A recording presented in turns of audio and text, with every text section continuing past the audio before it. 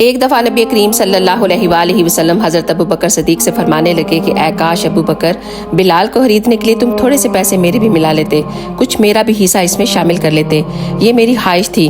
تو حضرت ابو بکر صدیق رونے لگے، کہا یا رسول اللہ میرے پیسے کس کے ہیں؟ ہاں میں بھی آپ کا ہوں اور میرے پیسے بھی آپ کے ہیں۔ پھر آپ نے حضرت بلال حبشی کو اپنی طرف بلایا اور فرمایا کہ اے بلال آنا ذرا یار سینے سے تو لگ جا۔ حضرت بلال دوڑے آئے اور بھاگ کر نبی کریم صلی اللہ علیہ وسلم کے سینے سے جا لگے۔ تو نبی نے فرمایا بلال یار تم نے بڑی پریشانیاں اور تکلیف برداشت کی ہیں، اس کا اجر تو تمہیں میرا رب ہی دے سکتا ہے۔ یہ سن کر حضرت بلال زار و کتار رونے لگے۔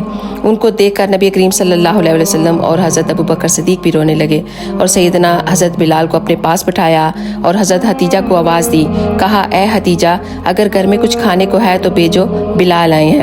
تو حضرت حتیجہ نے اندر سے آواز دی، کہا یا رسول اللہ آپ کو مبارک ہو، اللہ نے حضرت بلال کو آزادی عطا فرمائی۔